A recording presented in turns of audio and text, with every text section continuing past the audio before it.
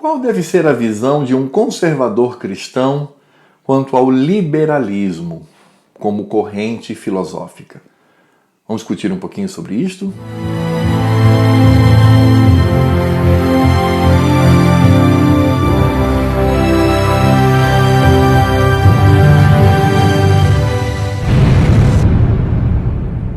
Olá, pessoal! Hoje vamos falar sobre conservadorismo e liberalismo. Claro que liberalismo é um assunto bastante vasto, não daria para esgotar em apenas poucos minutos, como é a proposta deste vídeo. Mas eu quero apenas trazer aqui, de maneira introdutória, uma reflexão sobre a posição conservadora e a posição liberal. Quero deixar claro que quando eu falo sobre conservadorismo, eu estou falando do conservadorismo cristão. Então precisa-se entender que todo o meu argumento parte desta proposição. Bem, o que seria o liberalismo? O liberalismo ele é fruto do iluminismo. E quando falamos em iluminismo, nós também precisamos entender, ainda que introdutoriamente, as bases deste movimento. Gertrude Himmelfarb, uma historiadora norte-americana, ela vai dizer que a diferença básica entre o iluminismo francês, inglês e americano é percebido nos resultados deste movimento. Ela vai dizer que o liberalismo francês se concentra na razão. É por isso que temos ali o surgimento da Revolução Francesa. O iluminismo norte-americano se preocupa com a liberdade, e isso vai resultar no movimento de independência daquela nação. E o iluminismo inglês, ele se baseia na virtude. E aí temos uma preocupação com a ética, com o comportamento, que vai gerar todos os movimentos que acontecem ali naquela nação.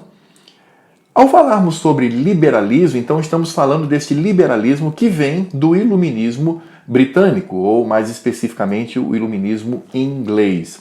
E o primeiro nome que devemos citar aqui é John Locke. John Locke é considerado como um grande precursor deste conjunto de teorias, e ele se levanta para a construção do liberalismo, ele se levanta contra, por exemplo, privilégios hereditários, ele se levanta contra o Estado confessional, e aí ele estabelece a separação entre Estado e Igreja, que vai, inclusive, resultar numa luta contra aquela percepção de que a voz do rei era a voz de Deus. Ele também se levanta contra as monarquias absolutistas. Ele vai propor um tipo de governo que não coloque nas mãos do soberano tanto poder assim. E ele também se levanta contra o mercantilismo como proposta econômica, concedendo mais liberdade de mercado. Agora, ao olharmos para esse liberalismo inglês, vamos também descobrir que na sua origem, ali na Inglaterra, ele tem uma preocupação com a moral, com essa virtude, que vai de alguma maneira influenciar esse iluminismo ali da Ilha Britânica. Basta nós olharmos para Adam Smith. Adam Smith é talvez o liberal mais conhecido ali daquele ambiente britânico, e ele tem um livro que não é muito conhecido, mas que deveria ser lido, que se chama A Teoria dos Sentimentos Morais. Inclusive essa obra, para Adam Smith, foi a mais importante, porque ele fez várias revisões e também vários lançamentos desse livro, fazendo correções. Aquele tema era, sem dúvida nenhuma, precioso para ele, a questão da moral, do comportamento, tanto do indivíduo quanto da sociedade. Então, o liberalismo ele nasce dessa proposição. Claro que ao longo da história temos aí um processo de adaptações e mudanças. Hoje temos até o ANCAP, ou o anarcocapitalismo, que é um tipo de liberalismo extremo, quando vai dizer que a sociedade ela deve viver com Estado zero, sem nenhum tipo de governo sobre a sociedade. Isso são desdobramentos. Existem também os libertários. Temos a influência muito significativa da escola austríaca. Como eu disse, é um assunto muito rico que não daria para detalhar aqui. Mas agora eu quero entrar no nosso ponto. fazendo um comparativo entre o liberalismo e o conservadorismo. O que poderíamos dizer? Bem, pontos que convergem, está mostrado de maneira muito clara, pontos que convergem entre o liberalismo e o conservadorismo está na percepção da liberdade econômica.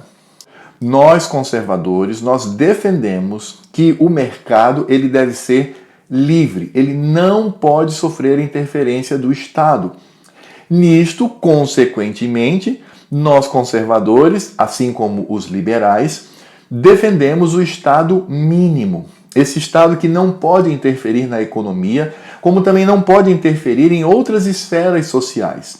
O Estado ele existe apenas para garantir a liberdade, para garantir a propriedade privada e talvez numa expressão mais clara, o Estado existe para honrar a pessoa de bem e punir e castigar os malfeitores da sociedade, com base, obviamente, na lei. Leis que devem estar embasadas na lei moral de Deus. Então, essa é a convicção que temos. Então, essa visão liberal de liberdade econômica, de Estado mínimo, os conservadores também celebram, assim como também os conservadores celebram a liberdade das pessoas.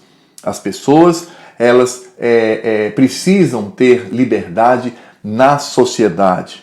É claro que essa liberdade ela vai enfrentar aquilo que Lyle Rossiter chama de bipolaridade entre indivíduo e sociedade.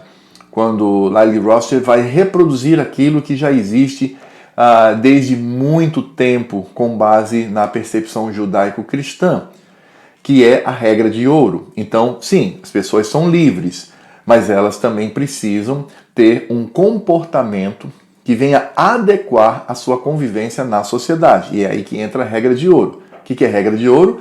Não faça com os outros aquilo que você não gostaria que fizesse com você.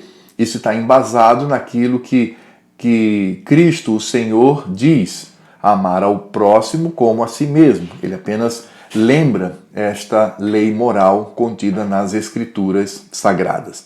Então, esses dois pontos caminhamos com muita tranquilidade. Todo conservador, ele defende a liberdade de mercado, ele defende o Estado mínimo, e ele também defende a liberdade das pessoas, observando, claro, a regra de ouro. Agora, quais são as dificuldades que encontramos? Qual é aí o ponto de divergência? Vamos começar falando sobre essas dificuldades do ponto de vista geral. O liberalismo ele apresenta um problema que os conservadores não concordam, que é essa ênfase demasiada na economia.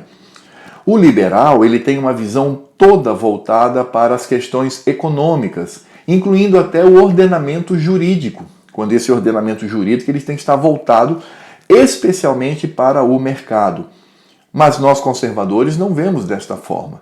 Olhamos para a sociedade como um todo, olhamos para as pessoas para muito além do econômico.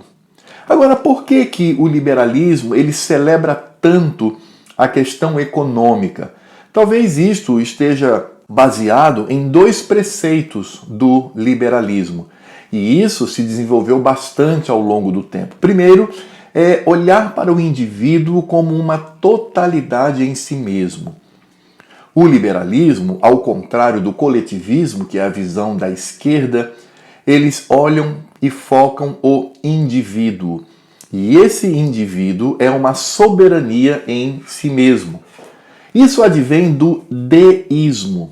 Deísmo foi a teologia de base desses liberais ingleses lá no início, quando estão formando este tipo de pensamento. O deísmo diz que Deus, de fato, criou o universo, mas também criou leis internas e Deus, então, se ausenta. Ele sai, ele não tem nenhuma atuação sobre a criação. Essa criação, ela segue como um relojoeiro que constrói um relógio, coloca as engrenagens, dá cordas e depois se ausenta. E o relógio fica funcionando sozinho. Para nós conservadores, Isso é problemático, porque nós não temos esta visão deísta e nem temos essa ênfase no indivíduo. O conservadorismo ele vai celebrar o que nós chamamos de esferas sociais. Então a sociedade ela não está dividida em indivíduos, mas ela está dividida em esferas sociais. Que esferas são essas? Família, educação, o próprio Estado. Se você quiser mais detalhes, eu vou deixar aqui na descrição o link de um vídeo onde eu falo sobre esse assunto. Se você ainda não viu, pode conferir lá. O outro ponto que nós encontramos que vai gerar essa dificuldade entre o conservadorismo e o liberalismo é a defesa da liberdade, dessa liberdade individual. Ou seja, eles olham para a liberdade e dizem que essa liberdade ela está ali restrita ao indivíduo. O que eu quero dizer com isso? Para a grande maioria dos liberais, por exemplo, o aborto não é um problema, se aprova ou não. Para a maioria dos liberais, não é problema nenhum a regulamentação do uso de drogas e de venda de drogas, a legalização das drogas, legalização do aborto. Entendem? Por quê? Porque para esse liberal, com raríssimas exceções, ele está mais preocupado com as questões econômicas. De resto, fica pela liberdade do indivíduo. Nós conservadores não damos essa ênfase ao indivíduo. Nós damos esta ênfase a, como eu disse, às esferas sociais. Porque nós cremos que esse convívio social precisa de freios e contrapesos. E esses freios e contrapesos, eles são criados ao longo da história. Devemos olhar para a tradição, devemos olhar para tudo aquilo que foi construído no passado, incluindo as questões morais e éticas, incluindo as questões de comportamento. Como nós sabemos, a nossa civilização ela está pautada na visão judaico-cristã. Isso nós defendemos. Então, por isso, o conservador ele é absolutamente contrário a, por exemplo, a legalização do aborto, a legalização das drogas. Ele é contrário a isso. Ele celebra uma preocupação com o comportamento humano. E por que isto? Porque esse contraponto conservador, ele vai se afastar da visão deísta e ele vai continuar na visão teísta. Sim, eu sei, existem conservadores que até são ateus, eu sei disso. Mas como eu disse no início do vídeo, eu estou falando do conservadorismo cristão. A visão que temos é a visão teísta. Que visão é esta? Deus reina soberanamente sobre a criação. Deus reina soberanamente sobre a sociedade, sobre as esferas sociais. Ele mesmo concede os poderes que são inerentes a essas esferas sociais. E os indivíduos estão contidos nestas esferas. Essa é a visão que parte do teísmo, dessa preocupação com freios e contrapesos. Isso é importante para que essa sociedade ela dê continuidade à tradição que foi construída pelos que viveram no passado. É por isso que Edmund Burke fala que se existe algum tipo de contrato social, esse contrato se dá entre os vivos, os mortos e os que hão de nascer. Uma preocupação com o que foi construído no passado e uma preocupação com o mundo que deixaremos para aqueles que nascerão. O conservadorismo ele também defende a virtude moral. Essa virtude moral que advém da concepção judaico-cristã. Sim, o conservadorismo se preocupa com isso. Não só ele é teísta, que vai resultar na visão das esferas sociais, mas ele também tem uma preocupação com a defesa dessa virtude moral. Sim, a moralidade é importante para os conservadores. Essa moralidade, volto a dizer, repetindo aqui, construída ao longo da história. E os conservadores olham para a economia como uma parte da sociedade e não como o seu todo. Temos sim uma visão para a parte econômica e nesse olhar para a parte econômica nós estamos juntos com os liberais, ou seja, liberdade de mercado e também o Estado mínimo. Defendemos isto. Mas essa percepção do mercado ela não vai assumir uma posição acima de outras questões que são muito importantes dentro da sociedade. Como nós já vimos falando sobre o conservadorismo, a nossa visão parte desses fundamentos que vêm do passado, essa construção. Celebramos mudanças? Sim, mas estamos firmados naquilo que já foi construído e tem dado certo na sociedade. E aí eu concluo para mostrar o seguinte: é ingenuidade algumas pessoas afirmarem que todo cristão se baseia na percepção da direita como um todo. Muita gente acha que ser cristão é ser de direita. Não, não é bem assim. Ser cristão é celebrar aquilo que converge com a lei moral de Deus. E quando olhamos para a direita, vamos descobrir que dentre as ofertas ali contidas, o conservadorismo é aquele que mais se aproxima do Evangelho, porque ele foi proposto com base no Evangelho. Mas é claro que não é qualquer tipo de conservadorismo. Nós temos que celebrar um conservadorismo que seja cristão e que esteja baseado nas Escrituras Sagradas e que tenha um compromisso ali firme com a lei moral de Deus, crendo que esse Deus, ele reina sobre a sociedade e que dele vem todo o poder contido nas esferas sociais. Bem, eu espero que você tenha gostado deste vídeo. Se você está aqui pela primeira vez, seja muito bem-vindo e, por favor, se desejar, se inscreva aqui no canal, acione o sininho, dê um like ou dislike, não tem problema, e faça comentários. Vamos tentar aí debater por meio dos comentários. Eu prometo que tentarei responder a todos que escreverem ali. E até a próxima.